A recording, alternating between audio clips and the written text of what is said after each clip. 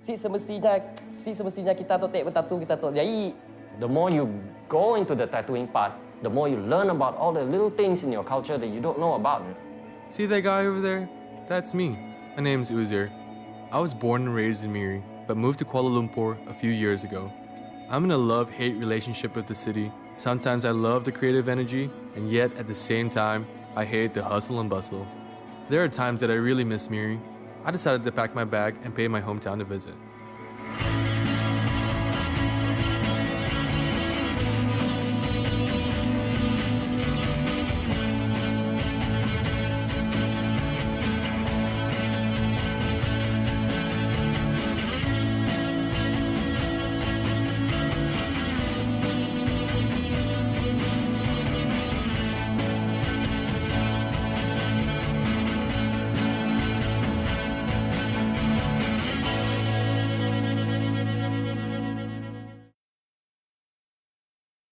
The thing about living in KL is, I'm surrounded by cool friends doing cool things who live their lives on the edge. Some of them have even built a career on doing what they love. Even one of them's a tattoo artist. My tattooed friends kinda remind me of the people of my hometown.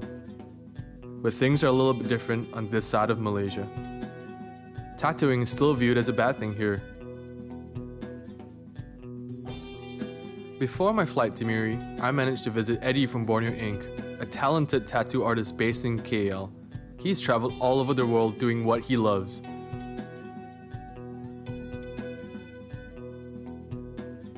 So I asked him, what's up with the hate? I think part of the negativity that comes with it is because our country is made out of so many different ethnic groups. And I think back in the 50s, there was one time where there was a huge gangsterism going on in Peninsular Malaysia. So most people, Chinese triad people will have their triad tattoos and all that, and that's why it became very negative. I think discrimination is everywhere, man. You know, if it's not because of your tattoo, it's because of your skin color. If it's not because of your skin color, it's because of your physical appearance, your gender.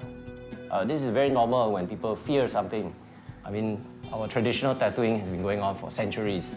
I think if you look at our traditional tattoo, right, it had to go around in a big circle before it came back to us again. The orang putih, they see our stuff, they like it, so they tattoo themselves.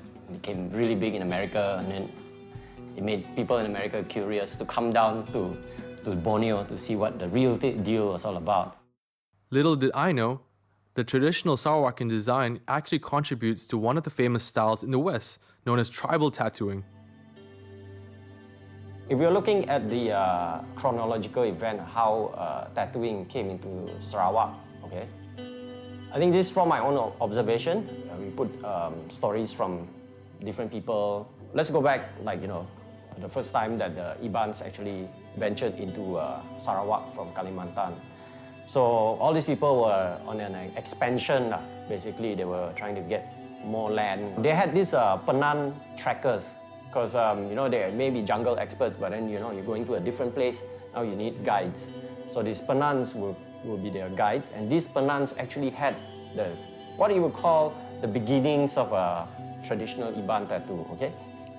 Well, these people were living and traveling together with these Penans. They were obviously, since, you know, we have nothing to do at 5 in the evening, or whenever all the chores are done, all the farming is done, or whatever that they do, everybody will sit together, makan lah. So, you know, someone will decide, hey, that's a nice, what is that on your body? It looks like all these corak. It's very, you know, curiosity of a child, like, you know.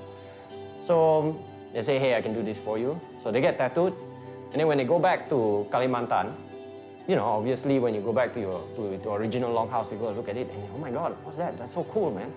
What is it? So, you know, human nature, we are all being kiasu. So we'll tell them, oh, I'm sorry, you cannot get this. You have to travel to get this. And this is probably how that idea of traveling to get your tattoos came from.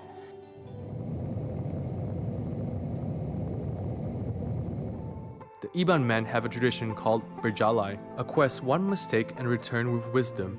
I've been on a Berjalai for years, and it's time for me to go back to square one.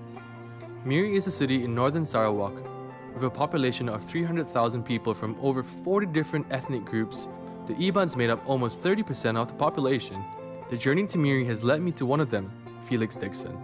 Bila seorang lelaki yang tadi meningkat dewasa, orangnya lelaki yang akan keluar ke hutan ataupun keluar ke seni-seni lah sidaknya, sama ada berseorangan ataupun ramai-ramai. Masa moden tu memang ada orang berjalai. I think everybody kita tu pun memang berjalai. Pergi offshore pun berjalai juga kerja. Pergi ke Singapura kerja pun berjalai juga. Ya, part of berjalai lah. Bila sidak pergi keluar, earn money, gain experience, balik situ share dengan family di rumah. Konsep berjalai masih ada di praktik masa tu lah. Bila sidak keluar, travelling, pergi berjalai, pergi ke segi tempat, sidak akan dapat tattoo dekat badan.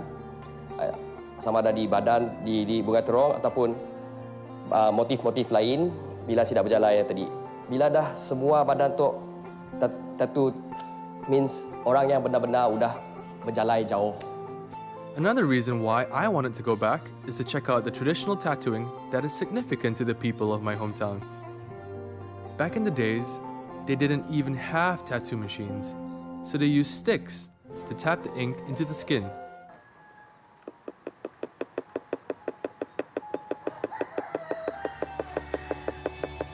Some say it's a dying tradition, but luckily for me, Felix happens to be one of the few that practices this ancient art of hand-tap tattooing. Kami start tattoo since 2004, mula tattoo dari machine and then start fully traditional since like 3 years back. Kami mula benda tu because kami rasa traditional tattoo tu makin kurang dah. Munsi kita orang muda tu siapa lagi nak mula barang tu lah. So that's why kami dengan kawan-kawan kami artis lain di Sarawak tu try to bawa balik the era of traditional tattoo di Sarawak. Different tribes have different distinctive style, but one of the most well-known designs would be the Iban's Bunga Terong. Apparently, the Bunga Terong is the first pair of tattoos that an Iban man gets after he ventured out for his Berjalai. The Bunga Terong is actually, well, depending on which longhouse you're from, has a different story, okay? Some people, actually, the first tattoo you should get is the one on the throat. Then only you get your Bunga Terong. But there are accounts of people, the very first tattoo you get is actually a fish hook. They say yinti on on your calf. That's the first tattoo that you get when you're a little kid lah, test power lah, you know. Then after that, when you get older, usually they'll tell you that you have to first go on a Berjalai to be able to earn that tattoo, so you never get that tattoo done in your longhouse. But since I've already started my version of Berjalai, and I'm quite a grown-up man now, I think a pair of Bunga Terong would look good on me. Who knows? I might get one.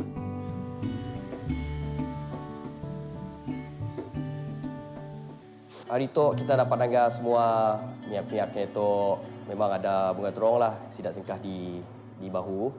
Barang tu udah lama ada lah di Sarawak tu. Ya macam simbol kepada seseorang yang ada benda tu untuk menunjukkannya udah matang. Dalam masa yang sama, Berjalai yang tadi pun salah satu dari cara sidak menunjukkan sidaknya udah matang bila sidak dah ada Bunga Terong tu tadi. Journey is an essential part of our lives, and the Bunga Terong represents that. The spiral showcases one's life cycle and is taken from the spiral design on the belly of a tadpole, which is a metaphor for transformation from boy to man.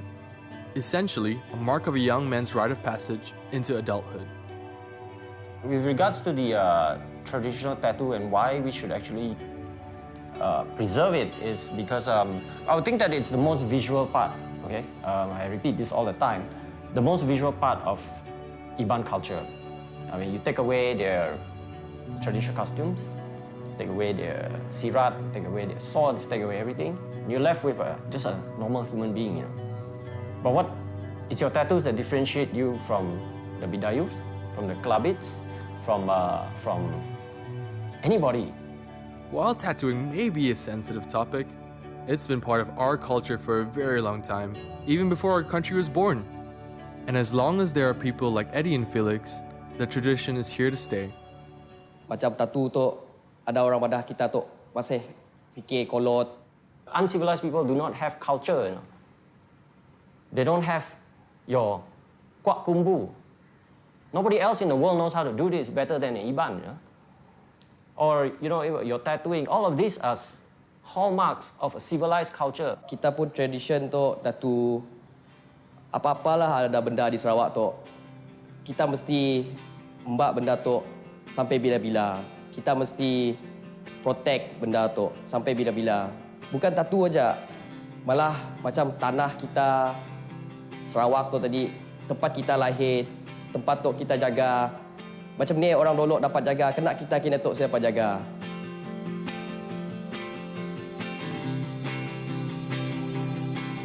Just like the Bunga Terong, this homecoming is just the beginning, and my journey through life is far from over. There is so much more to learn from history and tradition. There are many more chapters in my book that remain untold. And as for me, I will keep on walking. No matter how far I go, I will always find my way back here to a place I call home, because that's where the heart is.